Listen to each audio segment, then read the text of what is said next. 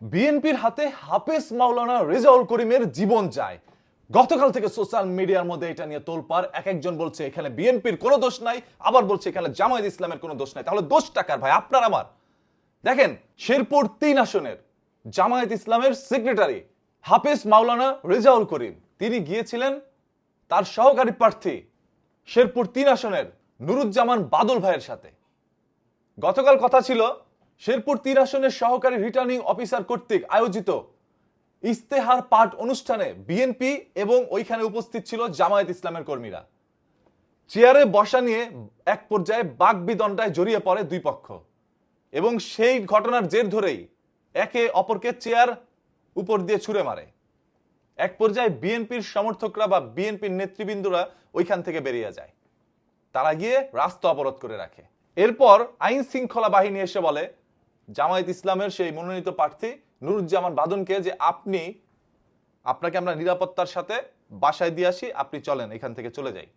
তখন সেই নুরুজ্জামান বাদন ভাই বললেন, আমি আমার কর্মীদেরকে ছাড়া আমি নিরাপদে বাড়ি চলে যাব, আমি ওরকম কাপুরুষ না, আমি এখান থেকে যেতে চাই না, আমি গেলে আমার কর্মীদেরকে নিয়ে যাব এবং এটা সরকারি রাস্তা, আমি এই রাস্তা দিয়ে যাব, অন্য কোনো রাস্তা দিয়ে যাব না।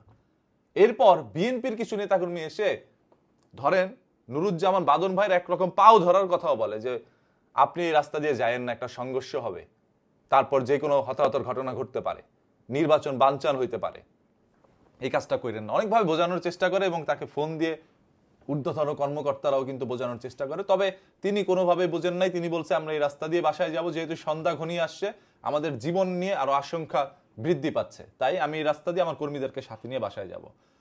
তো যেমন কথা ভাই তেমন কাজ। আইন শৃঙ্খলা বাহিনী অনেক বোঝানোর চেষ্টা করার পরও তিনি ওই রাস্তা দিয়ে যায় এবং আইন শৃঙ্খলা বাহিনীর কাছে তিনি অনুরোধ করে আপনারা সামনে থেকে আমাদেরকে বাসা পর্যন্ত পৌঁছে দেন। এরপর সামনের দিকে আগায়, আর ওইখানে থাকা বিএনপির নেতাকর্মীরা তারাও কিন্তু দৌড়ে ছুটে আসে তাদের দিকে এবং তারাও ছুটে যায়। এক পর্যায়ে সংঘর্ষ হয়। সেই সংঘর্ষে নিহত হয় হাফেজ মাওলানা রেজাউল করিম। তার ঘরে ছোট্ট ফুটফুটে দুটি সন্তান রয়েছে। রেজাউল করিম এখন আর দুনিয়ায় নাই। তার সন্তান আর কোনোদিন বাবা বলে ডাকতে পারবে না। রেজাউল করিম কোনোদিন ক্ষমতায় আসতে পারবে না, ক্ষমতাও পাবে না, টাকা পয়সাও পাবে না। এই রেজাউল করিমের এখানে দোষটা কি?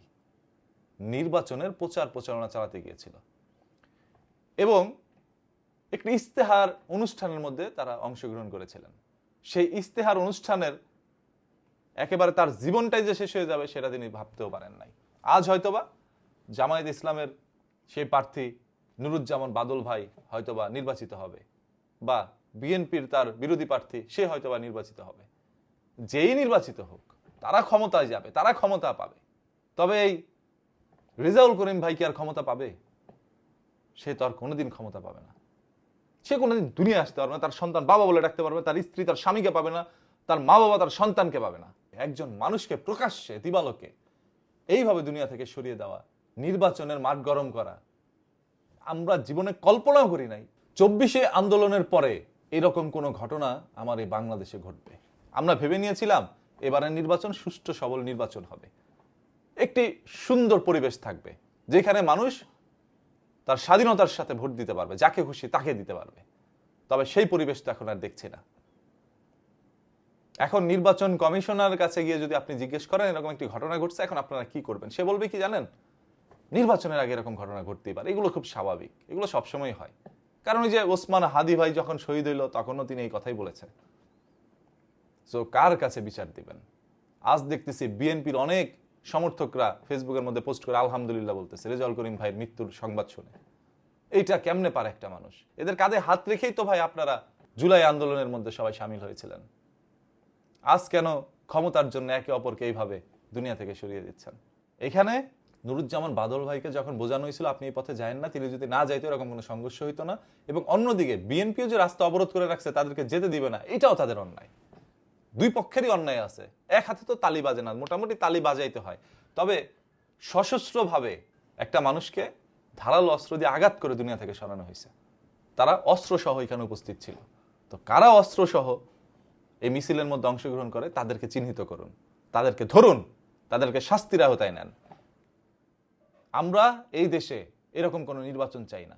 প্রয়োজনে এই দেশ থেকে রাজনীতি উঠায় দেন ভাই, রাজনীতি কখনোই জনগণের শান্তি আনতে পারে না। জনগণের অশান্তির কারণ হচ্ছে রাজনীতি। যেই দেশের মধ্যে রাজনীতি আছে সেই দেশে কোনো শান্তি নাই। আজকে একটা দল নির্বাচিত হবে, জনগণের কিচ্ছু যাবে না, জনগণের কিচ্ছু হবে না, কোনো উপকার হবে না। সব কার? ওই দলের নেতাকর্মীদের, যেই দলই আসুক তাদের সুযোগ সুবিধা, তারাই সুযোগ সুবিধা ভোগ করবে। আপনি আমি কিচ্ছু করতে পারবো না, আপনার আমার কোনো ফায়দা নাই। বরঞ্চ আমাদের কাদের মধ্যে পা রেখেই তারা সুযোগ সুবিধা হাসিল করবে। আমরা সাধারণ জনগণ ভাই মাইনকা চিপায় পড়ছি, কিচ্ছু বলতেও পারি না, সত্য কথা বলতেও ভয় লাগে। আশেপাশের মানুষগুলো ফোন দিয়ে বলে, ভাই তুমি বিএনপির বিরুদ্ধে কেন কথা বলতেছো, তুমি কি জামাত করো? আরে ভাই আমি কোনো দলই করি না, আমার রাজনীতি পছন্দ না। যে রাজনীতি মানুষের জীবন কেড়ে নেয়। হাফেজ মাওলানা একজন মানুষ, তার জীবনটা কেড়ে নিছে। রেজাউল করিম ভাই আর জীবনে কোনোদিন, আমার বলতেও কষ্ট লাগতেছে ভাই, আমি কিভাবে বলবো এত একটা মানুষের জীবন এইভাবে নৃশংসভাবে নিয়ে যায়। ধিক্কার জানাই আমি সেই রাজনীতিকে।